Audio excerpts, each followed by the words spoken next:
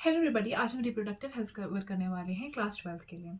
Reproductive health जब मैं बात करूँ तो reproductive health is not just about your physical health, it is more about your psychological. आपके पास सोशल स्ट्रेस कितना है, आप मेंटली ठीक है या नहीं। It's not just about their is something wrong with your reproductive system. आप साइकोलॉजिकली, आप मेंटली भी अफेक्टेड हो सकते हैं, जिसकी वजह से आपकी रिप्रोडक्टिव हेल्थ भी अफेक्ट करेगी। So according to WHO, which is world health organisation, reproductive health means a total well-being in all aspects. Reproduction, that is physical, emotional, behavioral and social. It is not just about your physical health. उसके बाद family planning सबसे पहले India में launch हुई थी 1951 में। Word family planning के बारे में यहाँ से एक MCQ आ सकता है। Reproductive and child health care RCH programme creates awareness among people about various reproductive related aspects, like how many kids you have to, मतलब कितने हम दो हमारे दो, ऐसे ऐसे कॉन्सेप्ट्स नए जगाए जाते हैं। ठीक है, so in urban areas there are people who only prefer one child because they are aware, they have this amount of education with them, कि मतलब वो डिसाइड कर सकते हैं कि वो कितने बच्चे चाहिए, क्या चाहिए। फिर बैन ऑन अमीनोसिंथेसिस। अमीनोसिंथेसिस में क्या होता है, अमनियोटिक फ्लूइड होता है, जिसमें अगर आप कोई अगर लेट्स से कोई बीमारी को डिटेक्ट करने चाहें तो आप क्रोमोसोम्स, वहाँ पे क्रोमोसोम्स आप देख सकते हैं वहाँ पे। तो क्रोमोसोम्स को देख के पता कर सकते हैं कि what is the sex of the child. And female foeticide, it's very very common in India, especially in various states. I would not like to name it like that, but in some states in India it's very much prevalent. So amniocentesis पे ban करना was very important because female feticide के cases बहुत ज़्यादा rise हो रहे थे। Women, not women, it was the whole family, sometimes the whole family is involved in that। और वो अगर पता चल जाता है कि female child is going to be born, तो they will kill the child, मतलब उनका जो फीटस होता है उसी को मार दिया जाता है, अबॉर्शन करा दिया जाता है। तो that's why it is ban in India. Now Saheli, a new oral contraceptive for female was developed by Central Drug Research Institute. उसके बाद हमने जब से हमारे जब इंडिपेंडेंस के टाइम से अभी तक में हमारे पास काफ़ी सारे चेंजेस आए हैं। मटर्नल मोर्टालिटी रेट, मतलब कितनी मदर की डेथ्स होती हैं, दैट इज़ द रेट, मतलब हम उसके बारे में बात कर रहे हैं। इनफैंट मोर्टालिटी रेट भी डिक्रीज कर रहा है और maternal mortality rate भी डिक्रीज कर रहा है। Marriageable age for females it is 18 and for mails it is 21। उसके बाद आइडियल कॉन्ट्रासेप्टिव। अब हम कैसे फैमिली प्लानिंग की बात कर सकते हैं, how can we talk about family planning. Family planning is very important because in India the population is on burst, मतलब बहुत ज़्यादा पॉपुलेशन इंक्रीज हो रही है इंडिया में। तो there is a need to regulate it, there is a need कि हम अपने आप को समझें। काफ़ी सारी फैमिलीज दे थिंक कि 10-12 बच्चे हो जाते हैं तो उसके बाद क्या होता है, उन्हें लगता है कि they earn more, but they don't understand कि उनमें इन्वेस्टमेंट भी करने लगेंगी। तो यहाँ पे एजुकेशन का फैक्टर होता है। तो contraceptive methods they help us to take a control, keep a check on the population control, right? So the ideal contraceptive should be user friendly, easily available, effective, reversible with no least side effects, और क्या, it should not interfere with the sexual drive। आप reversible, कोई इतने ज्यादा फिर side effects नहीं होने चाहिए। देखो साइड इफेक्ट्स होते हैं कॉन्ट्रासेप्टिव के, बट ज्यादा नहीं होने चाहिए।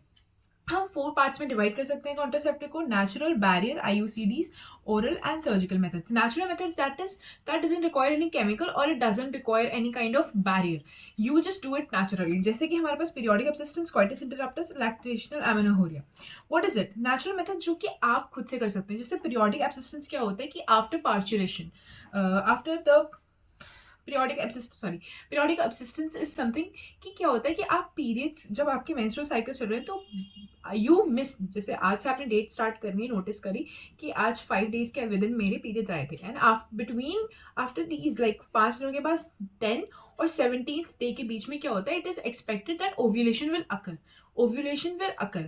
तो इस डे के दिन abstain coitus from day 10 to 17 of menstrual cycle when ovulation is expected, chances of fertilization increase, so fertile period इसे कहा जाता है। क्यों? क्योंकि ओव्यूलेशन हुआ है।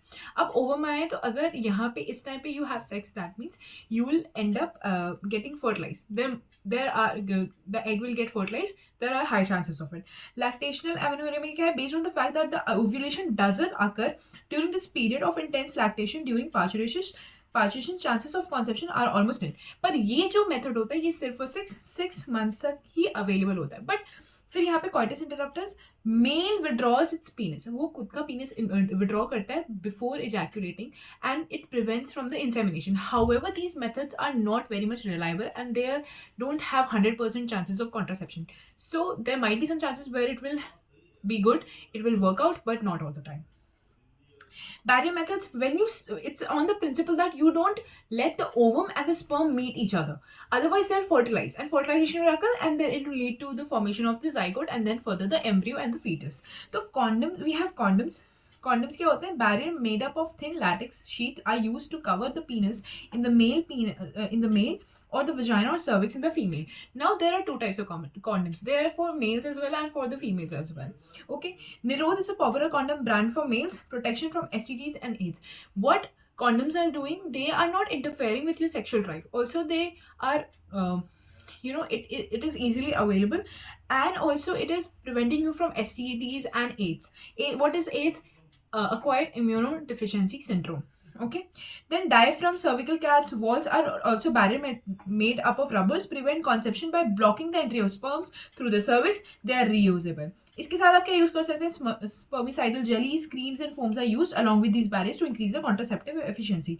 Now we have intrauterine device. Intrauterine devices are being used in India they are very prevalent in India. They are ideal for females who are trying to make a gap between the two children. Like क्या हो रहा है कि मतलब if you want a gap between two child, तो क्या हो रहा है कि आप उस time पे you can use the intrauterine devices. Now they are preferred that you don't go and get it done from a very random hospital or anybody. Don't insert it yourself. You have to assist a medical instructor. You have to go to a doctor or a expert nurse to get it done. So one of the most ideal contraceptive in India, इसमें क्या है? Lipid loops, copper releasing IUCDs, जिसमें copper T loop है, CU7 है, मल्टीलो 375 है. क्या करते हैं? They increase the phagocytosis of the sperms. Like sperms को मारा जाता है with in the uterus and the copper released suppress the sperm motility. They suppress the motility of the sperms and fertilising capacity of the sperms. Now hormone releasing क्या होता है? इसमें प्रोजेस्टेरेट and LNG20 आता है. यहाँ से नीट में सवाल भी आया था 2021 में. Make uterus unsusceptible for the implantation and cervix hostile to the sperms. उसके बाद हमारे पास होता है ओरल कॉन्ट्रासेप्टिव. ओरल कॉन्ट्रासेप्टिव क्या होता है? Small doses of progesterone, estrogen, progesterone या इनका कॉम्बिनेशन हो सकता है. ये हम यूज कर सकते हैं. They have to be taken for a period of 21 days starting from the first 5 days of the menstrual cycle. After a gap of 7 days it has to be repeated again.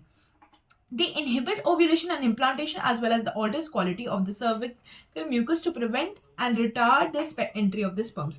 It will interfere with the process of ovulation. Pills are very effective with lesser side effects. ठीक है. सहेली, which is a non-steroidal preparation, once a week pill, इसके पास बहुत कम side effects हैं और contraceptive efficiency बहुत ज़्यादा है. प्रोजेस्टेरॉन हो सकता है या प्रोजेस्टेरॉन ईस्ट्रोजन का मिक्सचर हो सकता है. इसको इंजेक्शन या इम्प्लांट्स की तरह अंडर द स्किन भी प्लेस कराया जाता है. Action is similar to that of pill and their effective period are longer. Administration of IUDs, progesterone और एस्ट्रोजन का जो पिल है within 72 hours of coitus has been found to be very effective to avoid pregnancy. Like if you have had sex, like after 72 hours, if you take the pill or if you go for the IUDs, then there will be a chance of you not getting pregnant because within the 72 hours if you apply it or use it. ठीक है. Surgical methods में क्या होता है? We have vasectomy in which the vas deferens of the man is cut and tight or a small piece of it is removed, and in tubectomy it is done in the case of females where the fallopian tube is cut and tied. Now tubectomy में आपके पास periods होते हैं. periods का कोई relation नहीं है fallopian tube के removal से या fallopian tube के cut and tie होने से.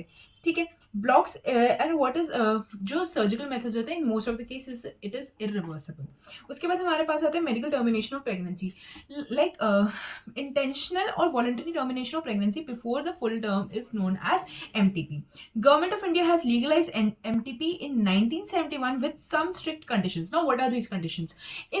In case of a rape victim or if the child, क्या पता मदर की जान को खतरा हो या चाइल्ड की जान को खतरा हो, तब ये सारी चीजें लीगलाइज्ड है.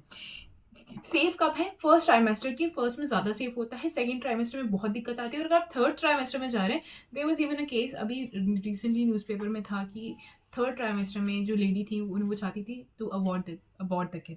ठीक है, तो it is very very fatal भी हो सकता है वो, तो सेकंड ट्राइमेस्टर में रिस्कियर होता है। अमीनोसिंथेसिस में बैन क्यों है, मैं आपसे पहले डिस्कस कर चुकी हूँ। सेक्सुअली ट्रांसमिटेड डिसीज क्या होती है? If you are having sex with a stranger, if you are having multiple sex partners, so there might be a chances that person is having a sexual STD, or that person might be having AIDS or some other type of diseases. So STDs gonorrhea, syphilis, genital herpes, फिर genital wards है हमारे पास, hepatitis B है, HIV है, ads है। ठीक है, हम यहाँ पे देख लेते हैं कि okay, come over here. Okay, here हमारे पास क्या है, जो हेपेटाइटिस बी, HIV है, they can also transmit by sharing injection, surgical instruments etcetera, except for very important point थी, hepatitis B, genital herpes and HIV, बाकी rest of them are curable, but these diseases are not curable. Okay, symptoms क्या है? Minor include itching, fluid discharge, slight pain, swelling हो सकती है genital reason में, आपको etching हो सकती है, स्वेलिंग हो सकती है, फ्लूइड आ सकता है। फीमेल्स में इट कैन बी मतलब सिम्टम्स आपको जल्दी नहीं दिखेंगे उसमें, अनडिटेक्टेड हो सकता है, significant system in the early stage. उसके बाद हमारे पास आपको टाइम प्रॉपर, मतलब आप अगर if you are having multiple sex partners, और if you are going for sex like more than once in a week, so you should always go for a regular treatment checkup for those diseases, because if not detected they can even be fatal, because AIDS has no cure। ठीक है, AIDS हो गया, you are just done। उसके बाद हमारे पास vulnerable age क्या है? 15 to 24 years, the age group to which you belong. There is no reason to panic because it is possible. Avoid sex with unknown partners. Always use condoms during coitus. In case of doubt, one should go to a qualified doctor for early detection and get complete treatment if diagnosed with the disease. उसके बाद infertility. Infertility is a very, people are having IVFs and people are going for it, but nobody's adopting a child. So this is a case where people are not understanding it, that even adoption is a choice, but also people are going for IVFs. So these programs are known as assisted reproductive technologies, in which IVFs are one of the options, जहाँ पे हम क्या करते हैं, fertilisation करवाते हैं outside the body. उसके बाद जो फर्टिलाइजेशन के बाद एम्ब्रियो बनता है उसको हम ट्रांसफर कराते हैं, जिस पूरे प्रोसेस को हम टेस्ट ट्यूब बेबी प्रोग्राम्स कहते हैं ना। यहाँ पे हमारे पास काफ़ी सारी चीज़ें आती हैं, हमारे पास बहुत सारी चीज़ें यहाँ पे। Ova from wife donor female and sperm from the husband donor male are collected and induced to form zygote under stimulated conditions in the laboratory. The zygote or the early embryo with up to 8 blastomeres could then be transferred into fallopian tube, जिसे कहते हैं zygote intrafallopian transfer, and embryos with more than 8 blastomeres into the uterus intrauterine transfer. Why we are doing up to 8 blastomeres? हमें याद है fallopian tube के अंदर होता था, फिर वो ट्रैवल करता था यूट्रस के अंदर, उसके बाद फिर वो अटैच करता था। बट यहाँ पे क्या कर रहे हैं हम, अगर female is able to do it, अगर फीमेल कर पाएगी वो, तो they will just insert the zygote into the fallopian tube. But if female will not be able to do it and her uterus is maybe there can be a case of कि एक donor हो सकता है या तो male side से या तो फीमेल साइड से। ठीक है, इंट्रायूटेराइन ट्रांसफर तब होता है जब embryo with more than 8 blastomeres, तब हम इंट्रायूटेराइन ट्रांसफर कराएंगे यहाँ पे। ठीक है, embryos formed by in vivo fertilisation, fusion of gametes within the female also could be used for such transfer to assist those female who cannot conceive. Maybe they are able to provide that environment for the child. ठीक है, for the growth of the embryo. Transfer of an ovum collected from a donor into the fallopian tube is called gamete intrafallopian transfer. पहले हम क्या कर रहे थे, हम बने बनाए एम्ब्रियो को ट्रांसफर कर रहे थे, नाउ हम क्या कर रहे हैं, गेमीट ट्रांसफर करवा रहे हैं, क्या कर रहे हैं, गेमीट को ट्रांसफर करा रहे हैं। उसके बाद but can provide suitable environment for the fertilisation, further development is another method attempted. उसके बाद intracytoplasmic sperm injection, may be the sperm of the male is not that motile, it does not have that motility, it is not that vigorous, so in those cases there is intracytoplasmic sperm injection, where is another specialized procedure to form an embryo in the laboratory in which a sperm is directly injected into the ovum. Infertility cases either due to inability of the male partner to inseminate. इसके बाद हम क्या कराए जाते हैं, artificial insemination कराते हैं. In this technique, the semen collected either from the husband or a healthy donor is artificially introduced either into the vagina or into the uterus, which is called intrauterine insemination. ठीक है.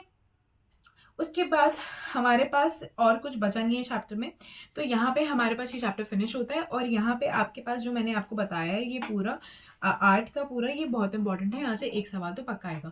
Thank you so much for watching my video. For more videos you should subscribe to my channel and like this video and share with your friends. Bye.